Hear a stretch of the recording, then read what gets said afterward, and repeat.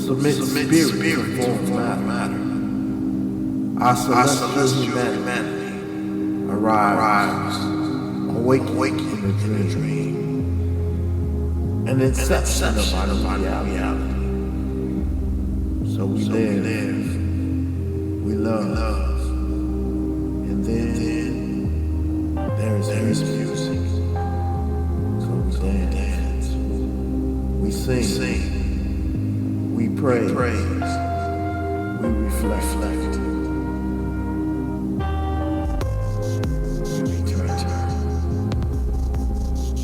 In the infinite in between, the now that was, faces dance in our dreams. Some familiar, some A single vision radio. cosmic composition. In the irrelevance of this time, we realize the passion of the random action, learning the lesson that the brotherhood of man is far more important than the ego of any individual. Imagination becomes the sound of thought, traveling at the speed of art. So we paint on the canvas of our ephemeral encounters, a masterpiece that lives in the eternity of a child's.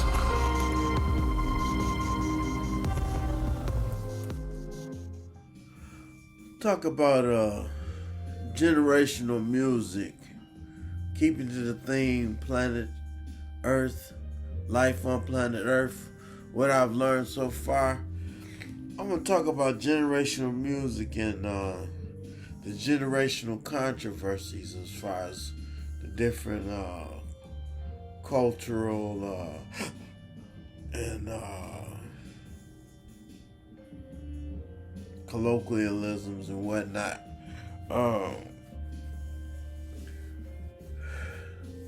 Really, you get with roots and culture. If we get back to roots and culture,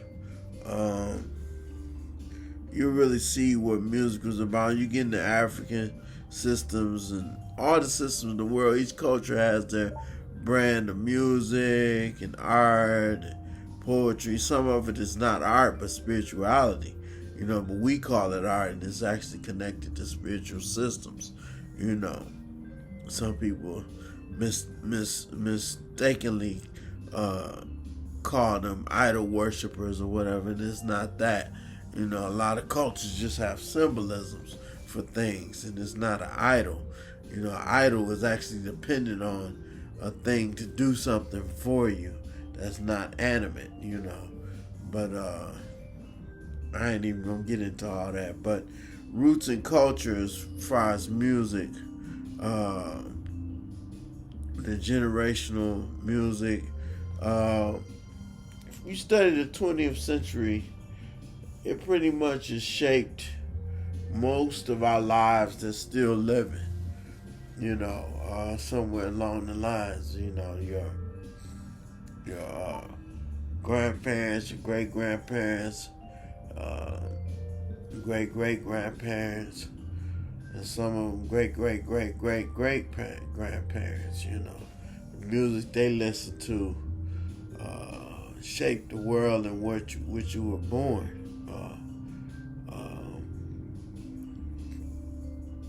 And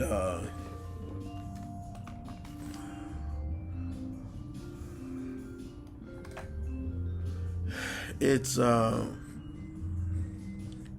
necessary.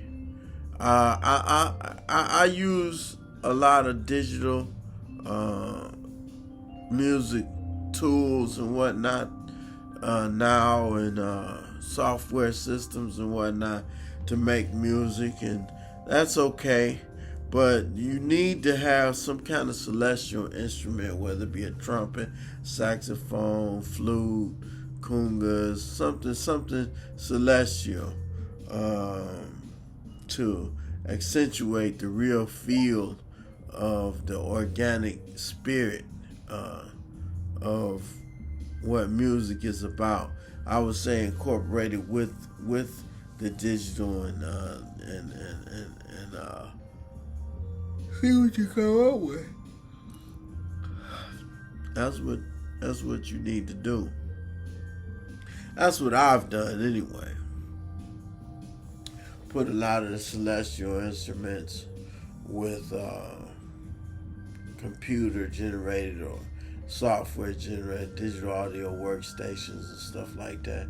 There's a lot of stuff going towards that. But see, none of this stuff is new. Even the computers, they had all this stuff back eons ago, man. None of this stuff is new. We just rehashing what's already been done, you know. So, we all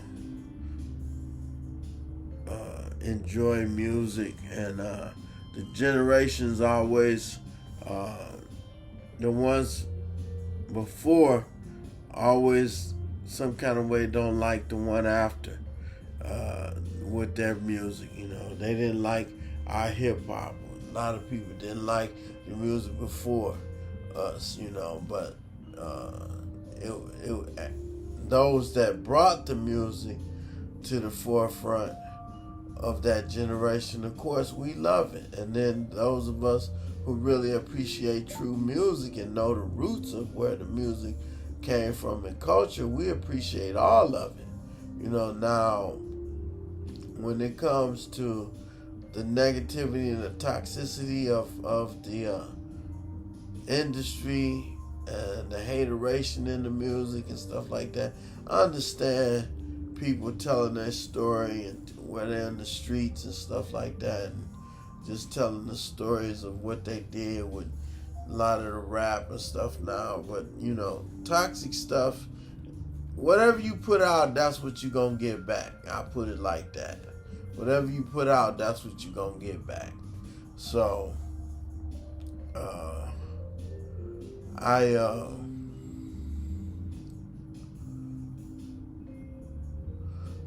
I just think that if you engage in a study of music, you'll get a lot of insight into why things are the way they are. A lot of the lyrics of the songs in the past let you know a lot of things, a lot of the instrumentals, jazz instrumentals, classical instrumentals, and otherwise will let you know where the spirit of the people was, or that era, that group, or whatever, what have you. And the controversy comes in based off of, what kind of stuff they were doing. Some of them were off into drugs and substances and stuff like that. But the music, the end result of what was produced and how it affects you is whether or not, will let you know whether or not it's good for you or not. So that's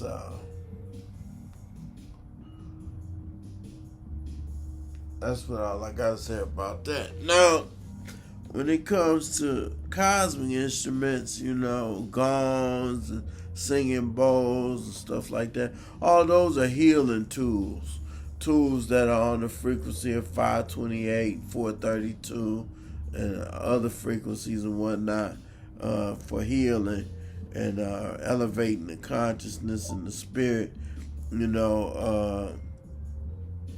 There's no controversy there. There's healing and elevation and inspiration in those types of instruments, with the cosmic instruments. You should study all music. See what the history is. You'll learn a lot. You'll learn a whole lot. Studying music is really studying the cosmos. And you'll understand how things were formed and created, and how you were formed and created. There's music in the spark and the germ and the seed of every man and woman. when that seed hit that egg, it was music. It was a note that was played that broke the wall, the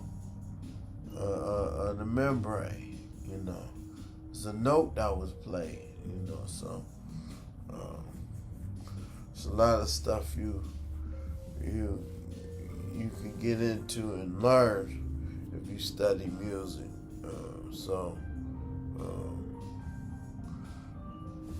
That's why I had that. Now, as far as I struggle, you can get into opera or study Negro spirituals to find out what kind of stuff the ancestors was dealing with when they did music. Yeah, you study music, you go back to the spirituality of it. The church, early Negro spirituals, and early music that black folks made as a refuge to get away from the treatment they was dealing with, and used it for signals and stuff like that to signal which way to go.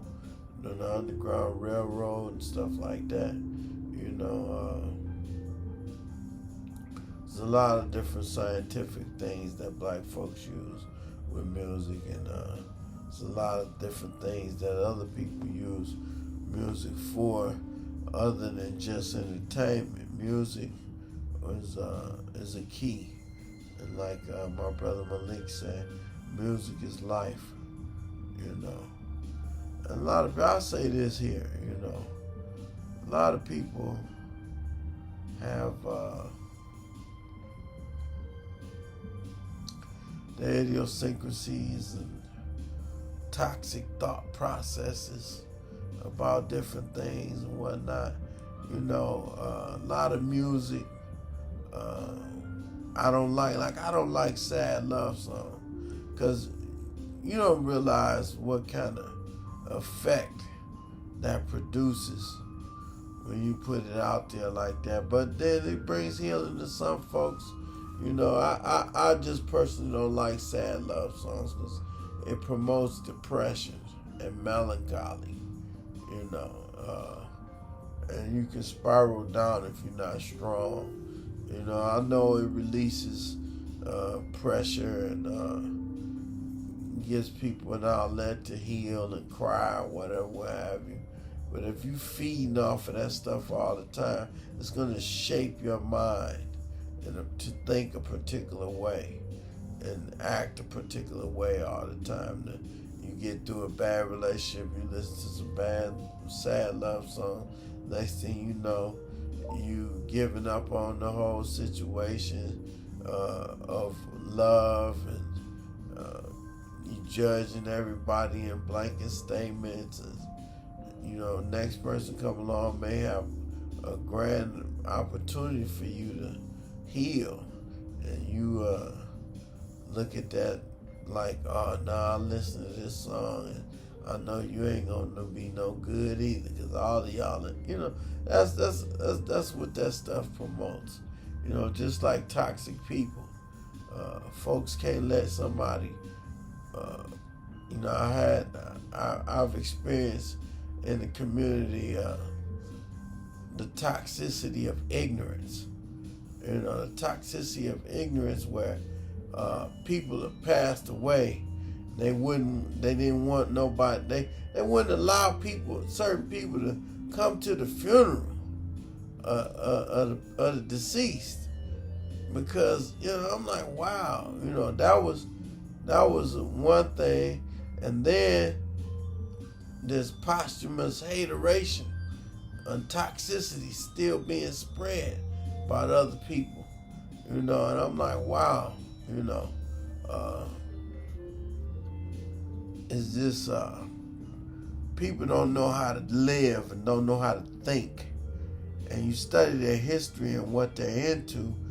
I think of 1 Corinthians 13:11. When I was a child, I lived as, I thought as a child, I spoke as a child, but when I became a man, I put away with childish things. Some people haven't put away with childish things, so that's why they act the way they do. So even grown with kids, But and I'm not knocking, how nobody live their life. I'm just saying the principle of it, the childishness of toxicity and hateration and all this stuff, if you getting your philosophy of life, I ain't even gonna get into it because I could break it all the way down, I could break it all the way down, but I'll just let that go.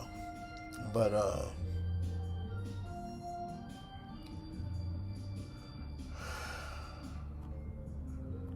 it's a shame that with music, art, and poetry, we can't take these things and elevate the consciousness of humanity. We always get involved with it and do beautiful things, but then all of a sudden we turn it around and it's something toxic. And it's, next thing you know, like I'm looking at the industry, everybody in court, everybody fighting with each other, everybody talking about this person and that person and all this kind of stuff. And that's not what music is supposed to do.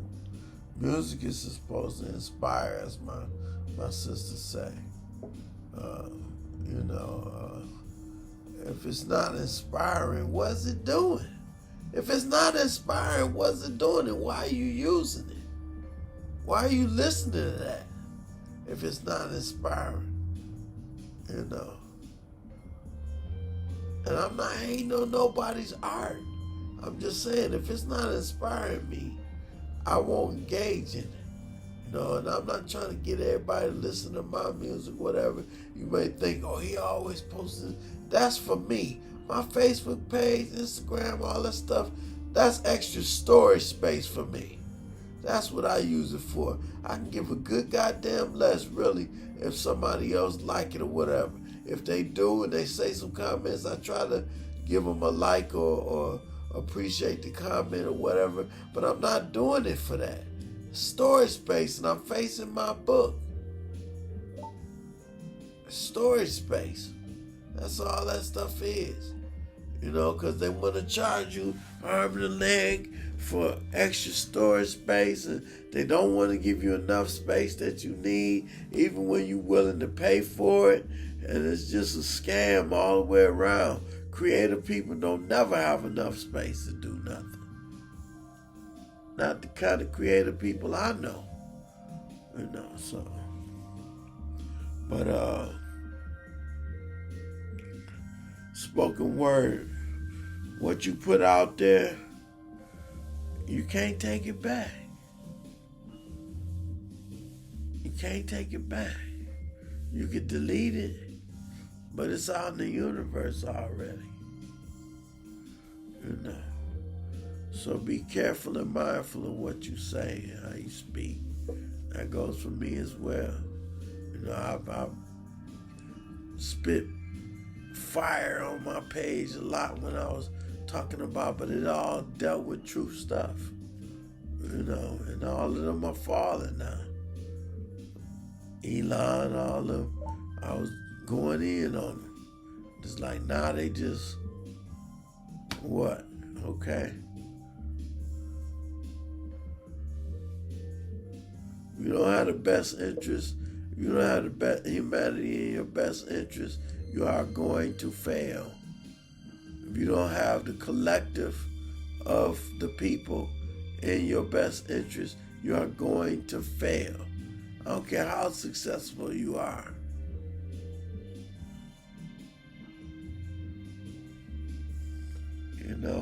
If you're not putting positive images out there and positive messages to foment growth in the mind, something challenging to the mind, then you're going to fail. You're just working for the devil.